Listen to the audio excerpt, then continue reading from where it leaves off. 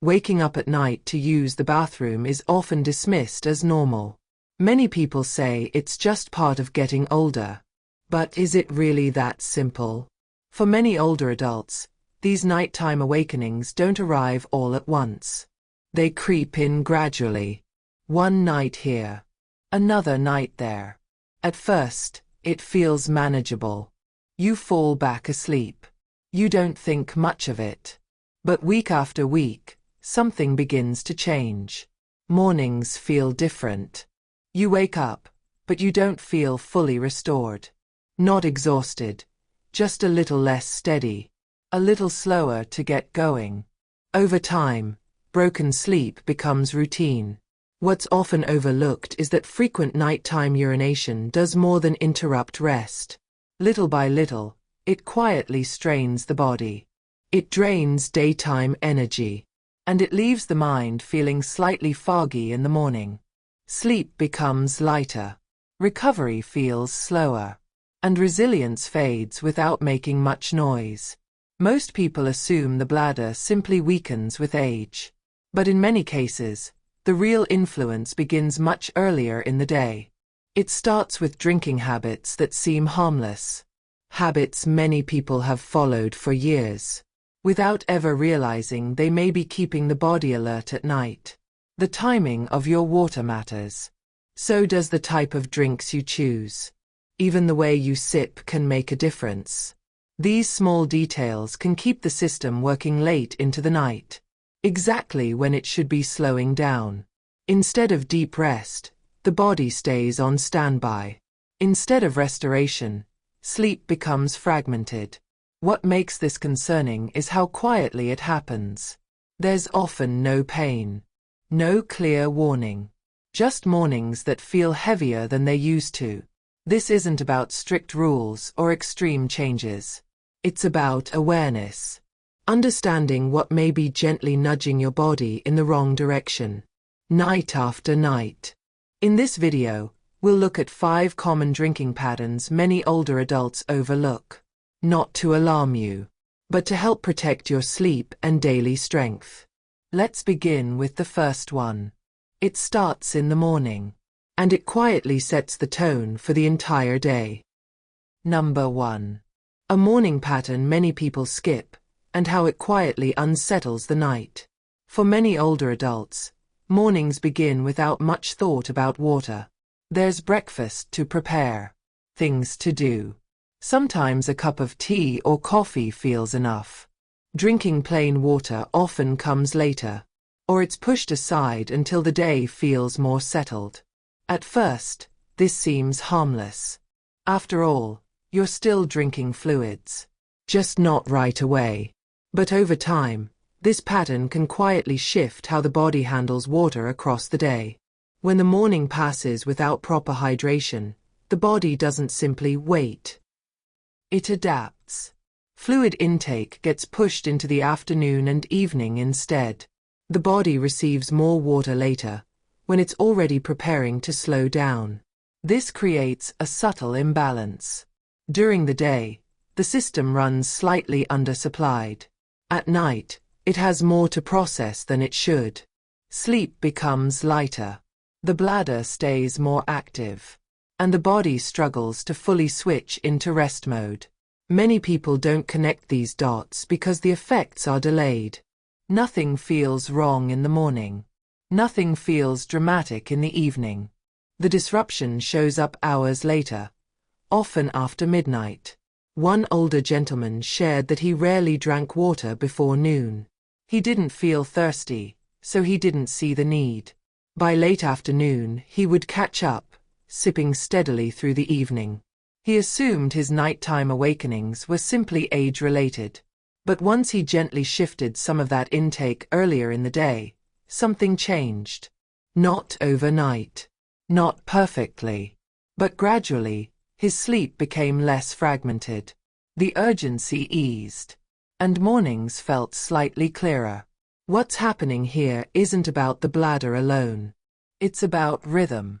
Morning hydration helps signal the body that the day has begun. It supports circulation, digestion, and natural timing. When that signal is weak, the entire schedule drifts. The body compensates later, often at night.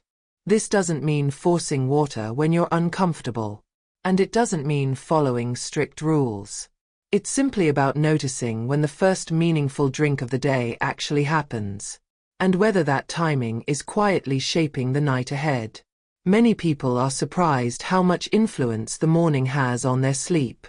And this is only the first pattern. Because even if you hydrate earlier, what you drink later in the day can still keep the system awake. That brings us to the second pattern, one that often starts after dinner and seems harmless, but quietly fragments sleep night after night. Number 2. Evening drinking that feels harmless, but keeps the body working at night. For many older adults, evenings are when things finally slow down. Dinner is finished. The day feels complete. And it seems natural to reach for a drink. A glass of water, herbal tea, sometimes another cup while watching television or reading. It feels gentle, comforting, almost like part of the wind-down routine. But this is where a quiet pattern often begins. When fluids are taken steadily after dinner, the body doesn't always treat them as background noise. Even if the drink is small, even if it feels relaxing, the system still has to manage it. Digestion is already active. Hormones are shifting toward rest. And the bladder is preparing for the longest pause of the day. Adding fluid during this window keeps the system engaged. At the exact moment it should be disengaging. What many people notice first isn't urgency. It's lighter sleep. They fall asleep easily, but wake more often. Sometimes without fully understanding why. Each awakening may feel minor, but together, they quietly fragment the night. One woman described her evenings as hydrated but restless. She drank water after dinner because she didn't want to feel dry overnight. She thought she was being careful, yet she woke 2 or 3 times most nights. Not in pain, just alert enough that sleep never felt deep. When she gently reduced fluids after her evening meal, not eliminated, just shifted earlier, the change surprised her. She still woke occasionally, but the nights felt calmer, less interrupted, and mornings no longer felt as heavy. What's important here is timing, not restriction. After dinner, the body begins lowering its activity level. Kidney function slows slightly. Signals shift toward conservation and rest. Late fluid intake works against this rhythm. The bladder stays more responsive. The brain remains subtly alert. Over months and years, this pattern trains the body to expect nighttime activity.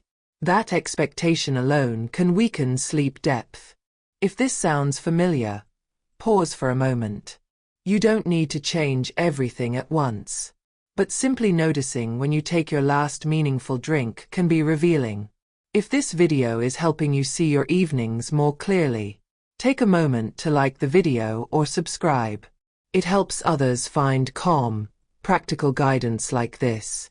And it supports conversations around healthy, independent aging. Now, this doesn't mean avoiding fluids completely at night. Thirst still matters. Comfort still matters. The goal is awareness, not rules. Because even when evening drinking is adjusted, another influence often remains unnoticed. It's not just when you drink. It's what you're drinking. Some common beverages quietly stimulate the system, even when they don't feel strong. And that brings us to the third pattern. One involving everyday drinks many people assume are gentle, but that can subtly push the body toward wakefulness long after bedtime. Number 3. Everyday drinks that seem gentle, but quietly stimulate the night. When people think about nighttime wake-ups, they usually focus on how much they drink. Rarely do they think about what they drink. Many beverages feel mild, comforting, even. They don't taste strong. They don't feel activating, so they're assumed to be harmless. But some everyday drinks quietly keep the body more alert than expected, especially later in the day. Tea is a common example. So are certain coffees taken earlier than people realize. Even some flavored waters and light drinks can have a subtle effect. Not dramatic, not immediate, just enough to keep the system from fully winding down. The result isn't usually racing thoughts or obvious restlessness. It's something softer. Sleep that feels thinner. Dreams that feel closer to the surface. And awakenings that come too easily. One older woman described her evenings as peaceful, but her nights as busy. She drank a cup of tea after dinner most nights. It helped her relax. Or so she thought. She fell asleep quickly. But she woke 2 or 3 times, often without urgency, just awake enough to notice the room. When she later experimented with switching to a non-stimulating option earlier in the evening, the difference surprised her. Her sleep didn't become perfect, but it became deeper, less fragile. What changed wasn't the amount she drank. It was the signal her body was receiving. Certain drinks send subtle messages to the nervous system. Messages that say, stay responsive, stay ready. That's useful during the day, less so at night. Over time, the body learns from repetition. If stimulating drinks are part of the evening routine, the system adapts by staying slightly alert after bedtime. Not fully awake, just not fully at rest. This is why people often say, I fall asleep fine, but I don't stay asleep. It's not always the bladder alone. Sometimes it's the brain receiving mixed signals. And these signals don't need to be strong to matter. Consistency does the work. Night after night. Year after year. This doesn't mean giving up everything you enjoy. And it doesn't mean labeling drinks as good or bad. It's about noticing patterns. Which drinks are part of your late afternoon and evening? Which ones feel calming, but might quietly keep the system engaged? For many older adults, simply shifting certain beverages earlier in the day makes a difference. Not immediately, but gradually. Sleep becomes more settled. Awakenings feel less frequent. And mornings feel steadier. If this feels relevant to you, take a moment to reflect on your evening drinks tonight. Not to judge, just to observe. Because even when timing and drink choices are adjusted, another pattern often remains hidden. It's not about when you drink, or what you drink. It's about how regularly your body receives water across the day. And that leads us to the 4th pattern.